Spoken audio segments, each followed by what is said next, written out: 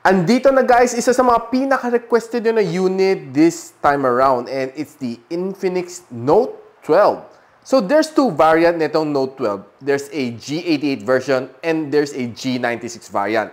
Meron natin dito is the higher variant, and right now this phone is priced at $8,999, and I'll tell you later saan ko siya nabili. Tara, buksan muna natin to.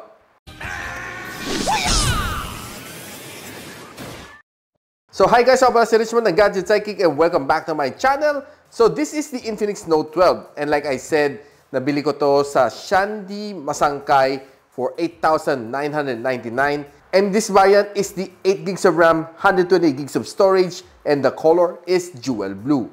Buksan natin.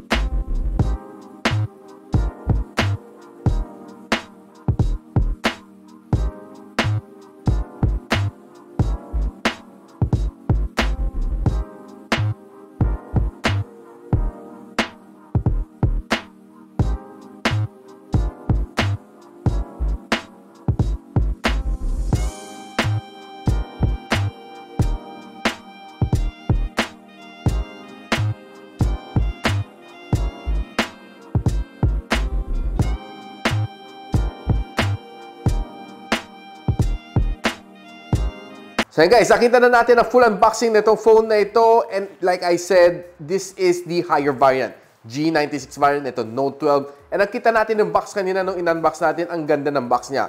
PUBG ang kanyang theme, and definitely it's very attractive. Out of the box, grabe ang ganda ng box niya. And pagbukas ko ng phone, masasabi ko, ang ganda rin ang kanyang design. First time ako nakahawak din ng Infinix na, well, ganun kagandang design. And I wish na sana binuo na lang nila tong bump na to para hindi masyado mag-wobble pag nilagay natin sa table. But overall, the design is nice. I love the color. This one, jewel blue. So, bigyan ko muna kayo ng quick phone tour. Sa ilalim ng phone, audio jack, microphone in, Type-C port, and loudspeaker. Sa kabilang side, meron tayong fingerprint scanner / power button, and of course, ang kanyang volume rocker. Sa ibabaw, malinis. Sa kabilang side is the SIM tray. And upon ejecting, kita natin, it's a triple card slot. Dalawang nano SIM dito. And isang micro SD expansion. So probably the next thing that you want to ask me is, 5G na ba siya? Well, apparently 4G LTE lang kaya niya to the max. And I hope si Infinix maglabas ng mga ganong price point na 5G phones. Kita natin right here sa likod is a 50MP setup na camera. Triple camera setup siya. May LED flash. And pansin ko, ang kanyang camera bump is very thin. And I love it kasi hindi siya makapal. And lalo na pa sa pag-gaming, hindi siya mahirap hawakan kasi hindi siya masyado umbok. Tingnan muna natin ang mga bezel niya. Sa ilalim medyo makapal. Sa sides, well, okay lang. Hindi naman ganun kanipis. And well, drop dot notch pa rin siya. Teardrop notch pa rin siya. And it's already 2022. Ito pa rin ang ginagamit ni Infinix. Now, browsing using this phone is quite smooth. This is a Helio G96 ni MediaTek. And I can see na meron siyang ultra gaming processor. Malalaman natin siya later when we move on over to gaming. And I can say, ang kanyang, kanyang screen is quite big. Dahil meron siya 6.7-inch na AMOLED display. Imagine, ang price point mo is just less than 9,000. Meron kang AMOLED display. Not really that bad. And of course, ang kanyang screen-to-body ratio is 85.7%. Now, ang harap nito is protected by Corning Gorilla Glass. Sa gilid is plastic frame. And sa likod is plastic back. Now, one of the things na nagustuhan ko sa kanyang screen is meron siyang Ultra Touch. Pwede mo i-change ang iyong swipe speed into ultra fast if you like. Lalo na pa nagsi-scrolling ka. Kung gusto mong mabilis ka lang mag-scroll, pwede mo lagay sa ultra fast. But if you want just normal enough, pwede fast or normal.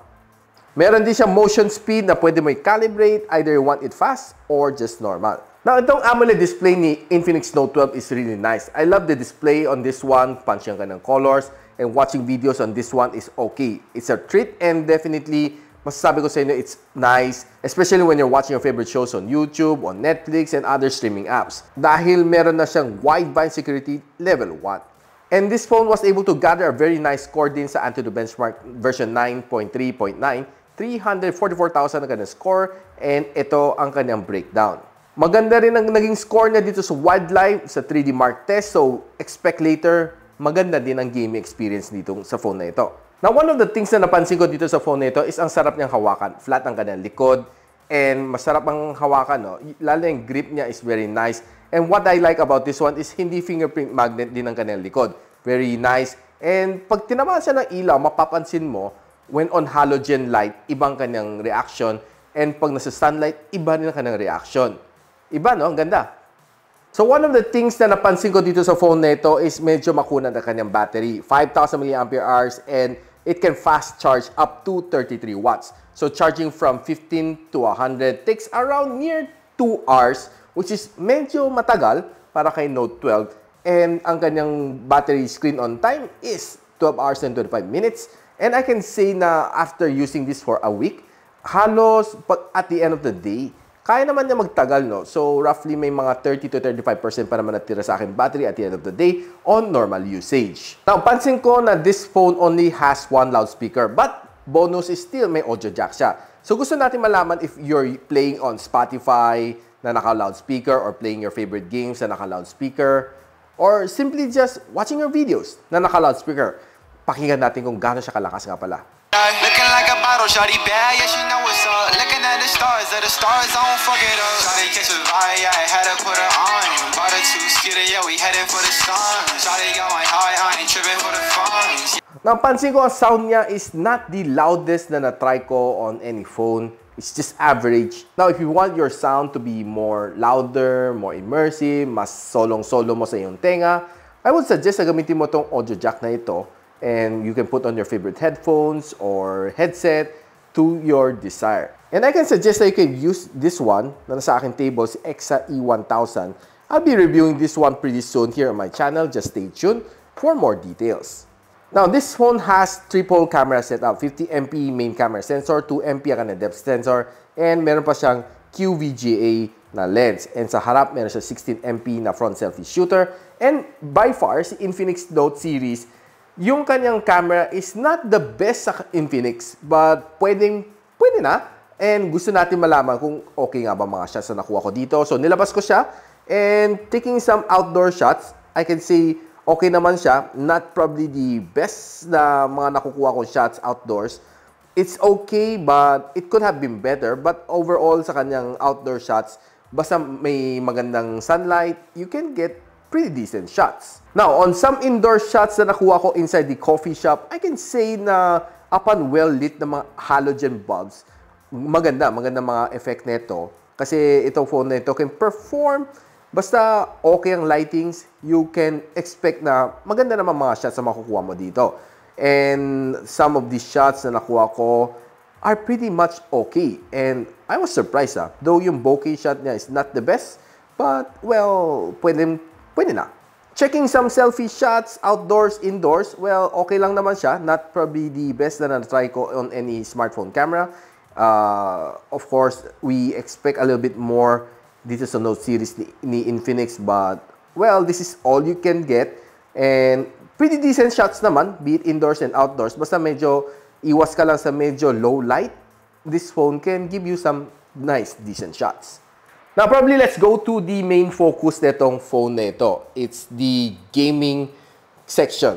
Now, this phone having the MediaTek Helio G96, it's a ultra gaming processor, which yun ang pinamamalaki ni Infinix dito.